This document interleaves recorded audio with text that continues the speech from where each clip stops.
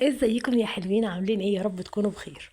بصوا بقى، جايه لكم النهارده بايه؟ بعظمه. بس قبل ما اقول اي حاجه، ننزل تحت الفيديو نعمل احلى لاف. إيه، بصوا. دي تورته. بصوا شكلها عامل ازاي. تحفه. يلا نقول بقى هنعملها ازاي. بسم الله. كان عندنا وركين ما شاء الله حجمهم حلو، فقلنا نعمل بيهم ايه؟ حمام كداب. ايوه. دلوقتي بقى هعرفكم ازاي نخلي الحمام الكداب. بصوا، بنمسك الورك منين؟ من الجزء اللي هو اللي فيه الجلد ده، من ناحيه العظم مش من ناحيه الدبوسه. من الجزء اللي بيتقسم نصين. ونحاول نشفي على قد ما نقدر. نبعد اللحم عن العظم. اهو. زي ما انتم شايفين بالظبط كده. اهو. الموضوع ده عايز حرفنه وعايز ممارسه. فمعلش، مره في مره هتتعلموا تعملوا كل حاجه. حاولوا بس تخلوا العظم بعيد عن تحلوا تخلوا اللحم بعيد عن العظم، بشويش بشويش اهو. اهم حاجه يكون معاكم سكينه حاميه وبلانش عشان تساعدكم ان انتم الفراخ ما تتزحلقش منكم ولا تتحرك منكم.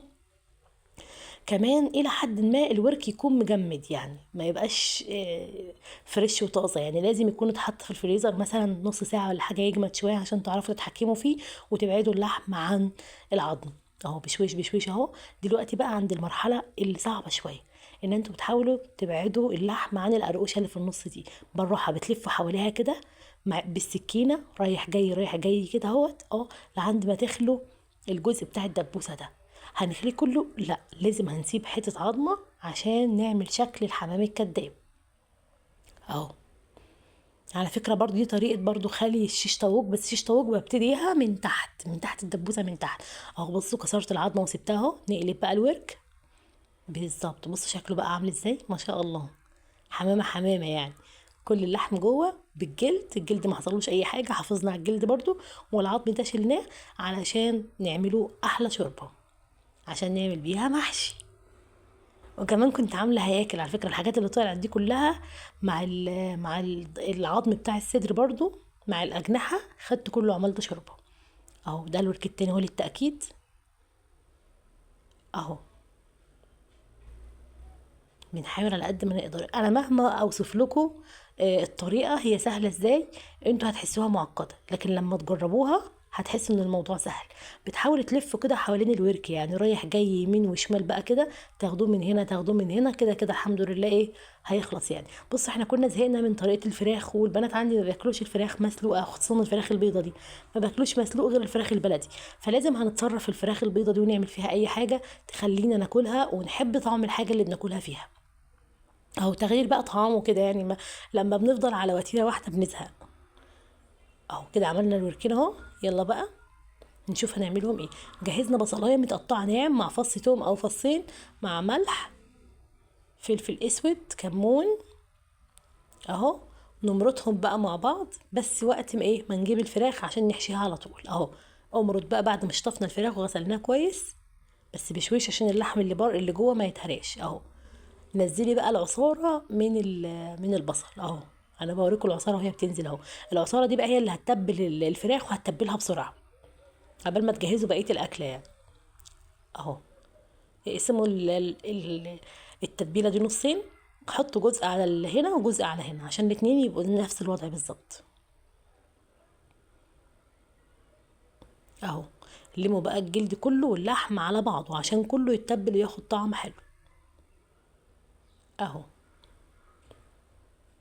حاجه زي الفل.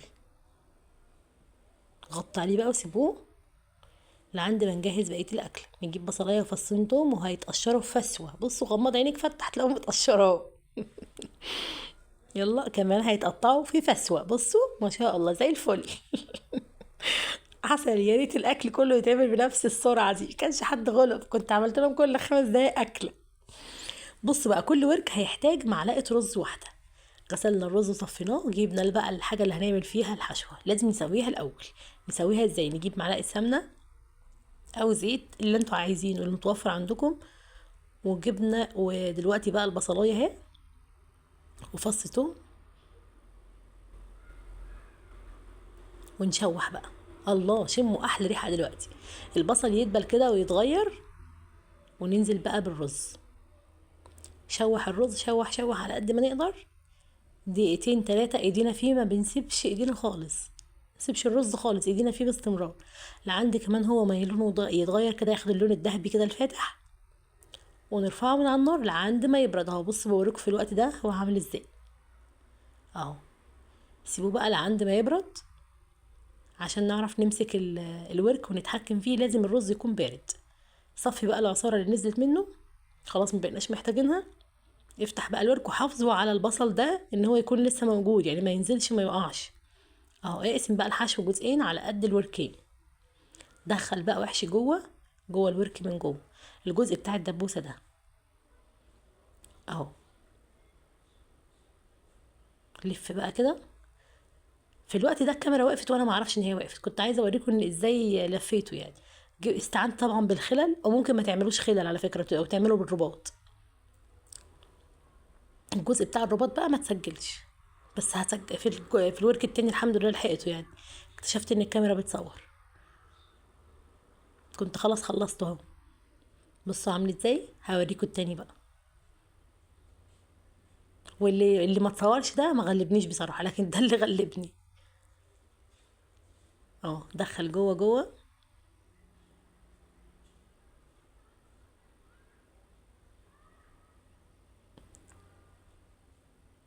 اولادكم وازواجكم يستاهلوا ان انتوا تتعبوا عشانهم وتغيروا طعام الاكل. بصوا الجمال، بصوا الحلاوه.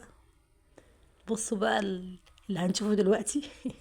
نحاول نلم الورك على قد ما نقدر. بصوا بقى، واحنا بنحط الخله ما بنحطهاش في جلد بس، لا احنا بنحط جلد ولحم، وبندخلها كمان في جلد ولحم، يعني مش الجلد بس، عشان لو الجلد بس هتفك منك. كل شويه بقت الحشوه تقع وادخلها تاني، انا وراكي. همسكك هلفك يعني هلفك. بصوا اهو. ايوه. ايوه بصوا دخلها تاني اهو.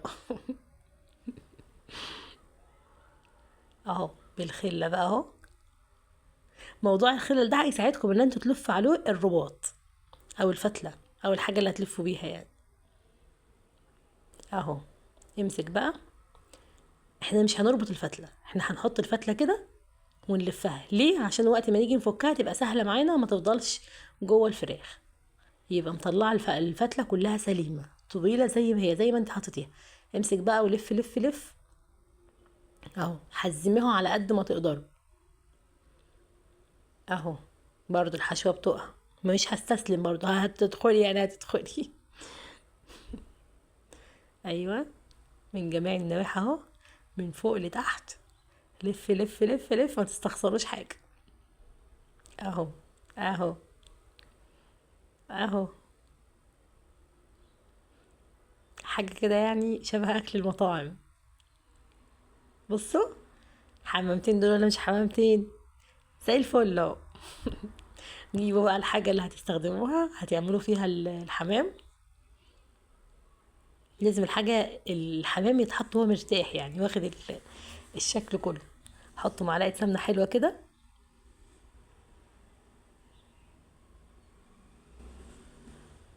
يلا انزل بالحمام. طب وقت ما السمنه تسخن انزلوا بالحمام بقى. لازم تسمعوا تش كده وانتوا بتحطوه. شوح شوح كده ياخد لون من جميع النواحي كده. ايوه. حطوا بقى ايه البهارات اللي عندكم. ورق لورا، إيه، حبهان، ملح، فلفل اسود، كمون، اللي موجود عندكم حطوا.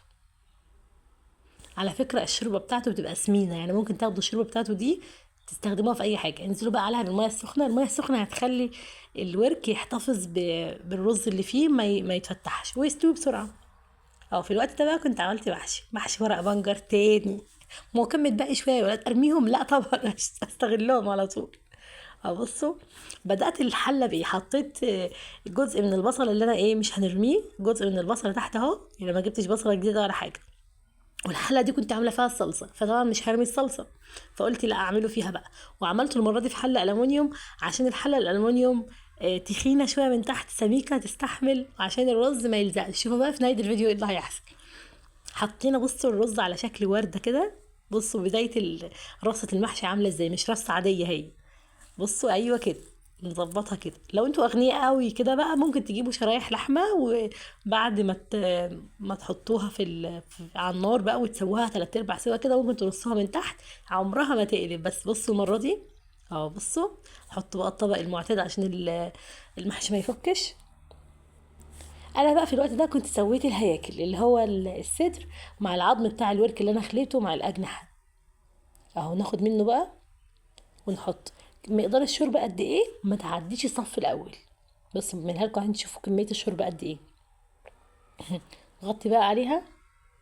كله بقى يستوي مع بعض دلوقتي. بصوا الحمام على عين والمحشي على عين، كله هيستوي مع بعض في الوقت ده. بقى كان خلاص المحشي استوى والحمام كمان استوى. اه غسلت اللي انا عملت فيها برضو الحمام عشان هي مساحتها ما شاء الله كبيره. اه ادي الحمام دلوقتي اهو. اول ما استوى خرجته من الشوربه عشان ما ينفعش يفضل في الشوربه عشان الرز ما يفكش. اهو مجرد ما يستوي طلعه على طول. كمان هيجمد كده ويبقى حلو، وكمان يبرد وتعرفوا تفكوا من عليه الرباط اللي عليه اهو. لما السمنه تسخن هنفك الرباط. الرباط على فكره ما بنعقدوش، انا قلت لكم كام مره عشان تاخدوا بالكم، عشان لما تيجوا تفكوا الورك ما يتهرش منكم. كمان شلنا الخلل اللي هتمنع ان الورك يتحمر كويس. يعني ممكن اكون سايبه خله واحده بس اللي ماسكه الورك علشان خاطر ما يفكش اهو. الخيره انا شلتها ليه؟ لان هي كانت طالعه لبره، فمهما احط الحمام مش هيتحمر. فشفتوا بقى اتحمروا زي الفل اهو. على فكره في طرق تانية للحمام ان شاء الله هبقى اعملها لكم، ممكن يتعمل في الفرن عادي. خدنا بقى شويه من اللي حمرنا فيهم الوراك كده وحطيناهم على المحشي وسيبناه شويه. حط بقى شويه فلفل اسود، كمون، ملح.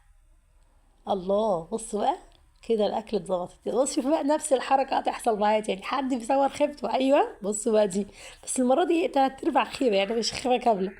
مع اني عملت في حله ألموني، مع اني كمان دقدقت عليها على قد ما اقدر. بس بصوا والحله مولعه نار. بصوا لا زايد برضه، بس لا نيأس ولا نستسلم. بصوا بصوا التورتايه. ايوه نجيب بقى ده عادي عادي جدا اهو، ولا كأنها فشلت واحنا بنقلبها ولا حاجه. اهو تورتايه دي ولا مش تورتايه؟ بصوا اهو. اهو زي الفل. واو حلو قوي. بصوا بقى هنزينها بايه؟ بالحمام نفسه. مش هنعمل المرة دي بقى وردات ولا اي حاجة، اهو حمام نفسه اهو زي الفل. بس كده يا حلوين، باي باي.